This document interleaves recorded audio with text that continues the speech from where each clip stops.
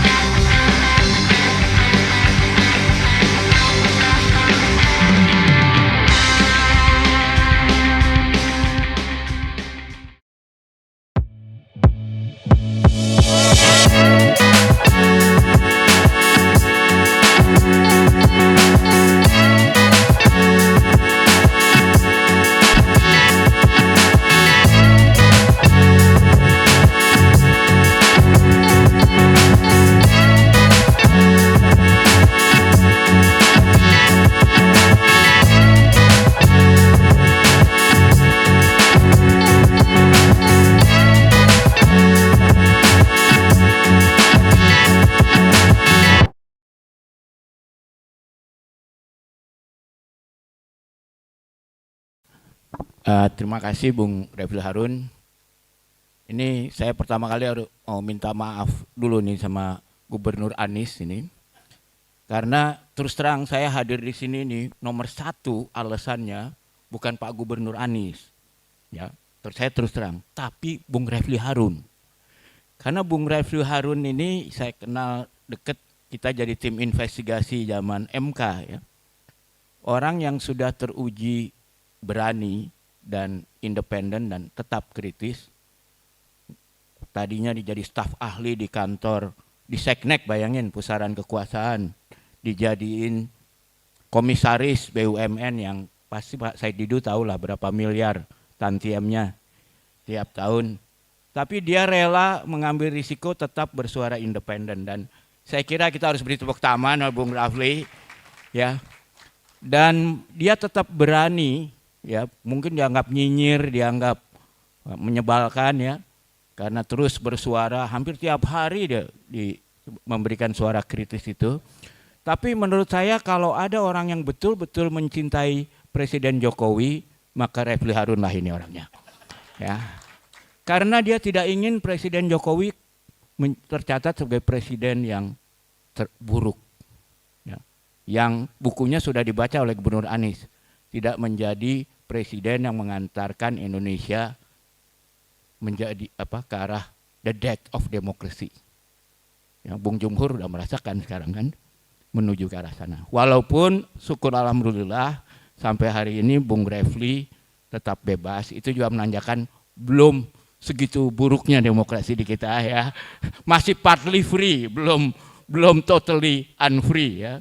Dan kita harus jaga, dan saya hadir ke sini untuk juga menyampaikan kita harus jagalah Bung Refli agar tetap bisa mencintai Presiden Jokowi dengan suasana kritisnya gitu. Saya kebetulan 3 presiden, calon presiden sekarang tuh saya kenal pribadi semua ya. Karena ini kan pertemuan tertutup atau terbuka nih Bung Refli? Terbuka apa tertutup? Oh live streaming, kalau live streaming agak jaga-jaga juga kita sedikit. Kalau live streaming maksud saya begini, bukan begitu.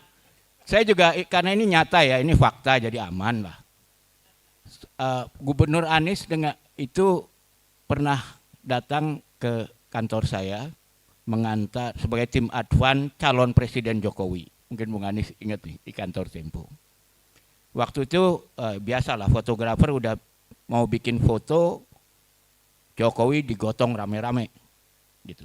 Terus difoto untuk cover story. Terus kita lihat kita harus latihan nih sebelum ini. Nanti kalau digotong jatuh kan bahaya. Akhirnya kita lihat siapa yang calonnya cocok untuk digotong dan difoto. Wah mesti yang lebih berat. Kalau latihan kan harus lebih berat daripada aslinya kan. Kalau pepatahnya kan lebih baik bermandi peluh di medan latihan ketimbang bermandi darah di medan pertempuran. Nah, jadi kita yang dicoba adalah didukung adalah Gubernur Anies Baswedan, belum jadi gubernur waktu itu ya. Dan ternyata kuat. Jadi kalau kuat dukung itu ya udah pasti kuat ya. Dan kemudian kami sama-sama menjadi makmum ketika sholat maghrib kalau nggak salah ya. Ketika Pak Jokowi jadi imam, saya dan Gubernur Anies jadi makmum. Ada fotonya juga itu. Jadi nggak bisa dibantah. Walaupun mungkin dengan deep wave bisa diubah-ubah dikit ya. Tapi yang saya mau ceritakan pada itu adalah kemudian Anies menjadi menteri ya.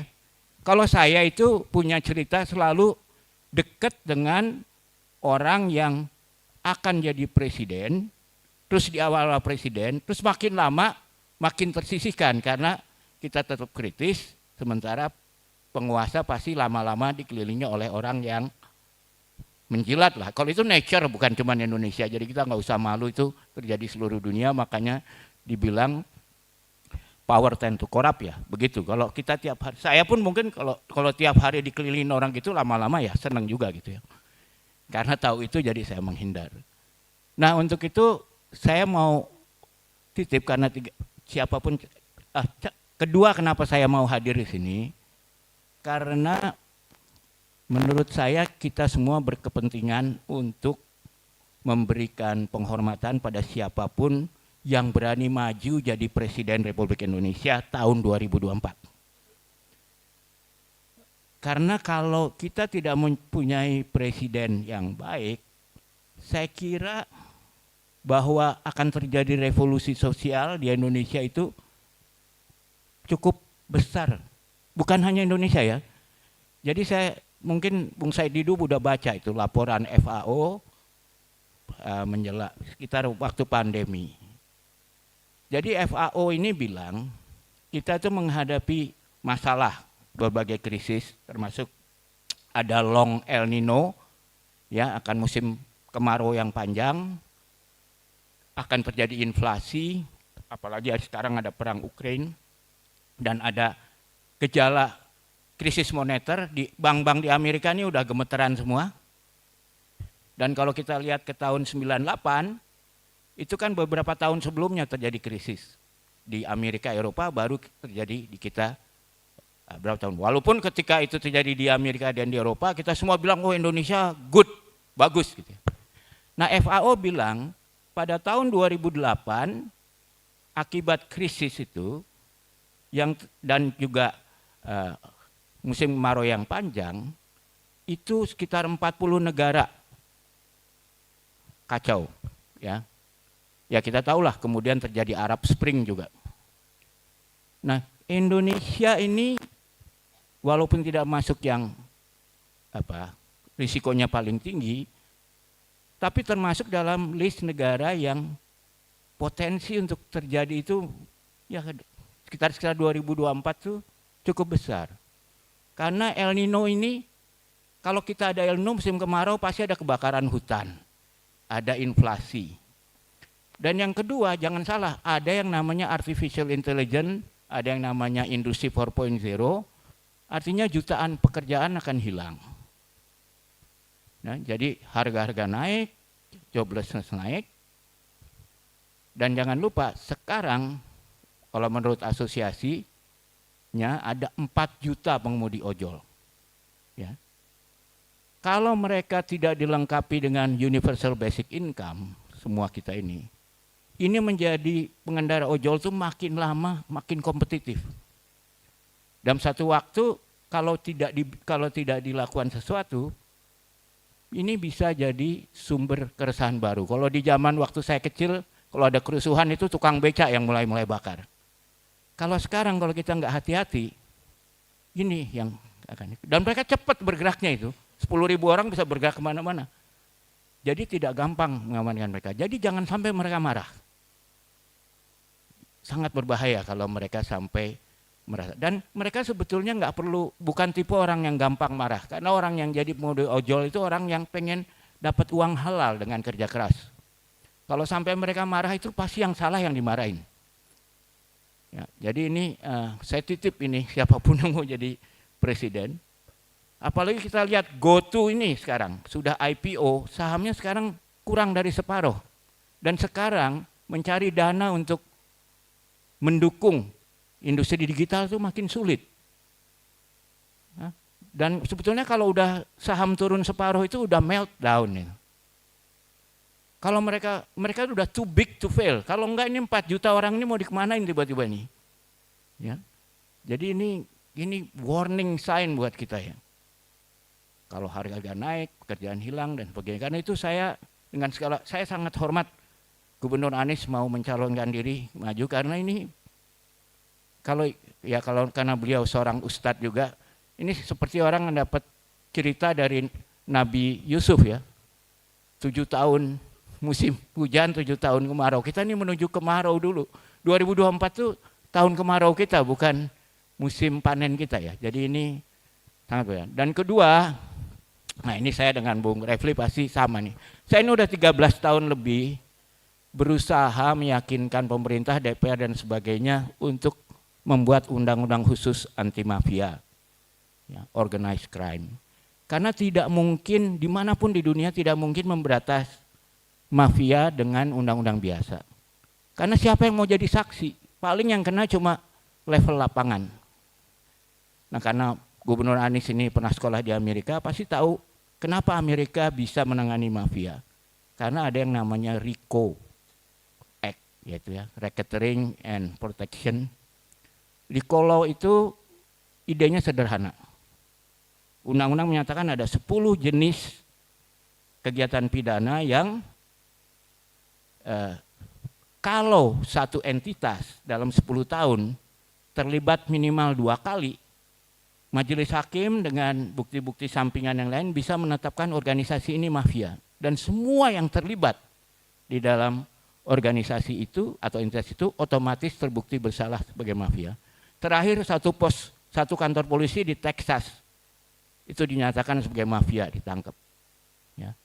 Dan itu yang kemudian menyebabkan Inggris, Jerman berhasil menangani mafianya karena mereka praktis mengadaptasi. Sekarang saya dan teman-teman di tempat demokratis juga mengajukan usul yang sama. Di Filipina sudah lebih berhasil karena sudah jadi RUU, tapi masih macet. Di kita boro-boro jadi RUU, ya. Draftnya aja belum sempat dibicarakan. Sekarang saya lagi coba meyakinkan Pak Mahfud, mudah-mudahan bisa jalan. Tapi kalau ini tidak terjadi, maka kita akan jadi Rusia. Ketika mafia sudah menguasai parlemen, selesai kita. Karena undang-undang itu dibuat oleh mafia. Ya, itu terjadi di Rusia, makanya Putin bisa berkuasa begitu lama. Jadi apa yang disebut Pak Bambang Pacul itu betul. Sekarang kan nggak penting kita melobi anggota DPR. Asal ketua partai setuju, mayoritas sudah selesai. Tapi ketua partai untuk memegang kontrol itu kan dia harus membiayai partai. Nggak ada kan, apakah ada partai yang udah bayar iuran yang mencukupi sekarang? Kan nggak ada, duitnya dari mana? Jadi saya juga untuk memberantas itu, saya pernah hitung-hitung, siapa menjadi presiden saya berharap udah deh partai politik kasih aja 50.000 rupiah per tahun per suara. Supaya partai itu terhadap konglomerat juga bilang gua nggak perlu kok duit lo gitu. Kalau mau sumbang silahkan, kalau nggak apa-apa. Sekarang tuh sekjen partai itu pusing tiap tahun untuk overheadnya aja berapa. Kita tuh mundur loh. Dulu kita pernah kasih 10.000 ya. Enggak sampai, 1.000. Terus turun jadi 100 per suara. Enggak mungkin lah, siapapun jadi sekjen partai pasti korup. Karena itu saya bilang, kita bicara terus terang, siapapun yang berani maju presiden itu harus berhadapan dengan orang-orang yang mengatakan, gua loh yang ngumpulin duit buat biaya ini, nanti gua dapat apa. Itu pasti dilema kalau Bung Anies jadi presiden, gimana ngadepin yang begini. Pasti minta sesuatu, no free lunch. Coba bayangin kalau partai-partai ini dapat 50.000 per suara per tahun. Udah pada tenang, malah kayak Jerman itu kan, malah dia bantu-bantu orang dengan stiftung-stiftungnya. Jadi kita ini ibaratnya mau bikin restoran yang mewah, tapi nggak mau membiayai supaya menunya itu bagus. Jadi kita biayai apa? Kegiatan pemilu berapa triliun sekarang? Ya, ratusan triliun. Tapi kita nggak mau membiayai supaya menu di dalam pemilu itu adalah orang-orang yang memang terbaik untuk menjadi wakil rakyat gitu, untuk aspirasi penduduknya. Bayangin kalau kita bikin tim sepak bola yang anggota-anggotanya tuh untuk jadi anggota tim nasional ya harus bayar berapa miliar. Ya kan nggak mungkin PSSI-nya jago kan. Pasti anak orang kaya atau teman orang kaya aja yang jadi pemain.